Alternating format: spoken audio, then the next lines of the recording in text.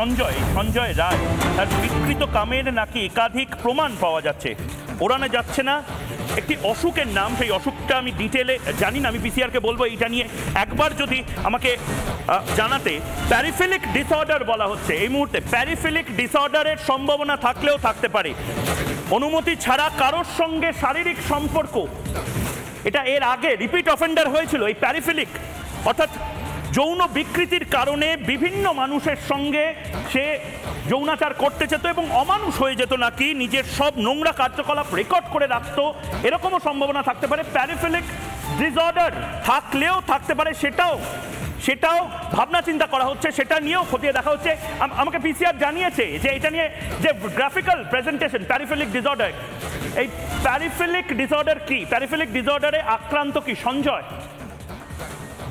যাতে আক্রান্ত হোক এর বিচার দিতে হবে, এর পেছনেকে জানাতে হবে। অস্বাভাবিক যৌন ইচ্ছা নাকি এই প্যারাফিলিক ডিসঅর্ডার একে বলা হয়। অনুমতি ছাড়া শারীরিক সম্পর্কের চেষ্টা করা হয় নাকি বিভিন্ন সময়, বাসে, ট্রামে, মহিলা শিশু এবং পশুদেরকে টার্গেট, আমি জানি না এটা পশুদেরকেও টার্গেট করা হয় নাকি এই ডিজিজে, ফৌজদারি আইনে অপরাধের বিচার হয়। প্যারিফেলিক ডিসঅর্ডার, আমি মার্জনা করবেন আমার অজ্ঞতা, সঞ্চিতা পাকরাশি এই মুহূর্তে রয়েছেন। প্যারিফেলিক ডিসঅর্ডার আমি নিজে জানতাম না, এটা এই ধরনের বিষয় কি থাকতে পারে? বিকৃত কাম, প্যারাফিলিক ডিসঅর্ডার, এর 8 রকম ভ্যারাইটি হয়। মানে এটা বাস্তব, এই ধরনের মানুষ থাকলেও থাকতে পারে। এনার কি আছে সেটা তো এনাকে না দেখে না বুঝে এরকমভাবে দাগিয়ে দেওয়া ঠিক নয়। এনার আছে, ইনি নাকি এই যে এতগুলো তত্ত্ব আসছে, প্রথমত এই সমস্ত দেখে মানে আমার তো খুব অসুস্থ লাগছে, মানসিকভাবে অসুস্থ লাগছে। এত ডিটেলে আমি পড়িনি, এত শুনিনি। আমি এখানে এসে যা দেখলাম, যা শুনলাম, আমি মানে কম্পিত যে একটা মেয়ের সঙ্গে এইরকম কিছু কাজ হয়েছে। এবং সেটাকে এখানে যদি আমি এই যে সঞ্জয় বলে যাকে দেখানো হচ্ছে, তার এই অসুখ আছে কি না সেইটার বিচার করার আগে এটাও তো ভাবতে হবে যে এর একাই অসুখটা আছে, এ একাই সমস্ত কাজটা করেছে, এই থিওরিটাকেও তো আমরা ঠিক নিতে পারছি না। কারণ একটা মানুষের বিকৃত কাম এরকম প্রচুর মানুষ ঘুরে বেড়ায়। মানে ছোট থেকে বড় হওয়ার সময় মেয়েদের অনেক কিছুর মধ্যে দিয়ে যেতে হয়, এরকম বিকৃতির ফেস করেনি এমন মেয়ে বোধহয় হাতে গুনে দেখা যাবে যে কিছু না কিছু বিকৃতি তাদেরকে ছোট থেকে বড় হতে গিয়ে ফেস করতে হয়েছে। তো এই লোকটির এটি আছে কি না, মানে পেডোফেলিয়া থেকে শুরু করে অনেক রকম স্যাডিজম, ম্যাসোচিজম, অনেক কিছু আছে যেগুলো এই প্যারাফিলিয়ার অন্তর্গত। তো এখানে স্যাডিজমের জায়গাটাই বেশি লাগছে, কিন্তু তাহলে কি 5 জন 6 জন বা যে কজন আমি একটাই জিনিস জাস্ট একটু ইন্টারাপ্ট করছি, স্যাডিজম বা এই ধরনের বিকৃতকাম থাকলেও সঞ্চিতা দি এবং সব্যসাচী দুজনকেই জিজ্ঞেস করছি, এইটা একার পক্ষে আমি ধরে নিলাম he is a pervert of the highest order, তাহলে কি সে পশু, মহিলা, শিশু কাউকে ছাড়ে না, কিন্তু তাও কি একজনের দ্বারা এটা সম্ভব না? আর তাহলেও কি সেই 5 জন মানুষেরই প্যারাফিলিয়া ছিল? আমার মনে হয় এখানে গ্রাজ আছে, এখানে প্রতিশোধ স্পৃহা আছে, এখানে কিছু গল্প আছে যে গল্পটা আমরা জানি না। স্যার কি বলছিলেন সব্যসাচী? আমি যেটা বলতে চাইছিলাম, দেখো ময়ূক, এই যে প্যারাফিলিয়া হয় না, এটাকে বলে ডিভিয়েটেড সেক্সুয়াল প্রেফারেন্সেস, অর্থাৎ অন্য রকমভাবে নর্মাল সেক্সুয়াল প্রেফারেন্সের বিয়ন্ডে যেগুলো, সেগুলোকে বলে প্যারাফিলিয়াক ডিসঅর্ডার।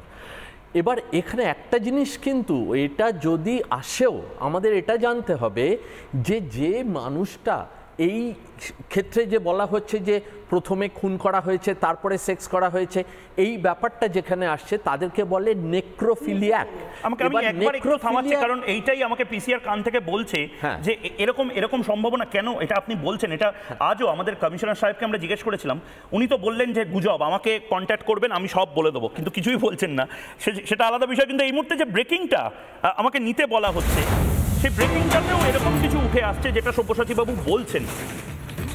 খুনের পরে ধর্ষণ না ধর্ষণের পরে খুন, ধর্ষণের পর খুন নাকি খুনের পর ধর্ষণ, এটা অত্যন্ত গুরুত্বপূর্ণ। কেন? কারণ ভারতীয় ন্যায় সংহিতাতে কোন ধারায় মামলা দেওয়া হবে সেইটা নির্ভর করছে। ধর্ষণের পর যদি খুন হয় সেটা এক ধরনের মামলা, কিন্তু খুনের পর যদি ধর্ষণ করা হয় একটা মৃতদেহকে, তাহলে এটার জন্য পুলিশদের লিগ্যাল কনসালটেশনের প্রয়োজন, কারণ এটা অন্য সাধারণ কেস হতে পারে না। তাহলে দেহে একাধিক আঘাতের চিহ্ন রয়েছে, গলা টিপে মারা হয়েছে এবং তার পাশাপাশি মৃত্যু আরও সুনিশ্চিত করতে শ্বাসরোধ করা হয়েছে।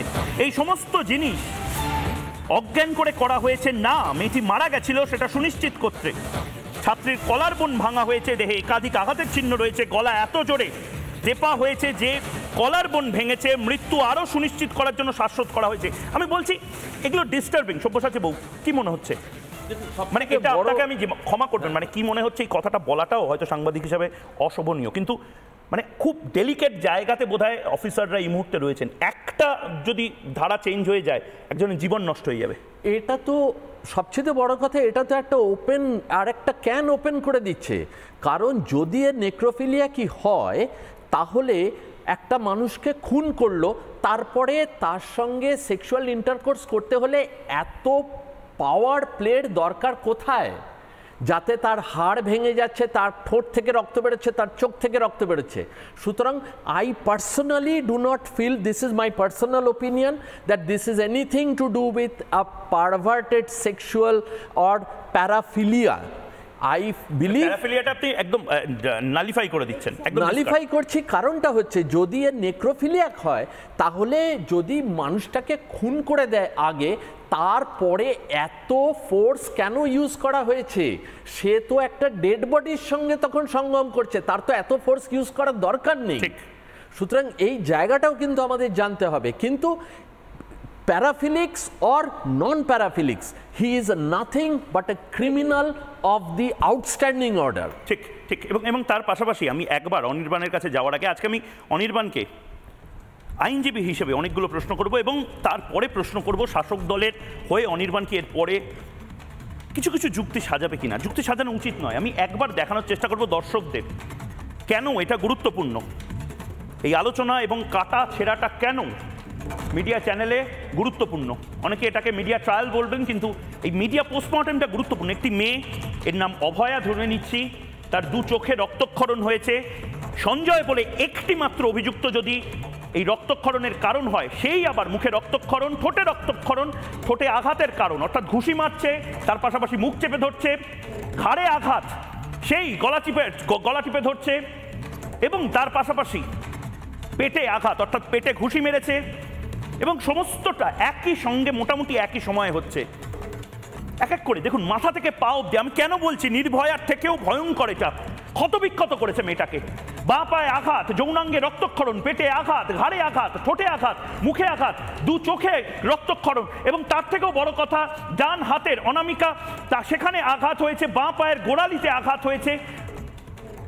বিভৎসতা, এই বিভৎসতা আসলে সত্যি এনকাউন্টার ডিমান্ড করে। অনির্বাণ, আমি আজ তোমার এগেনস্টে এবং অভিষেক বন্দ্যোপাধ্যায়ের পক্ষে। অভিষেক বন্দ্যোপাধ্যায় যেটা বলছেন এনকাউন্টার, হয়তো এনকাউন্টার যোগী আদিত্যনাথ যখন বলেন, আমরা তো সবাই সেলিব্রেট করি যে হ্যাঁ একটা ধর্ষক, একটা খুনি, একটা আন্ডারওয়ার্ল্ডের মাফিয়াকে এনকাউন্টার করে দেওয়া হয়েছে। এবার মমতা বন্দ্যোপাধ্যায় হয়তো শুরু করবেন, কিন্তু অনির্বাণ একটা বেসিক টাইম তো দিতে হবে। অভিষেক বাবু তড়িঘড়ি বা তোমরা তড়িঘড়ি কেন এই কেসটাকে ক্লোজ করতে চাইছো বলো তো একটু।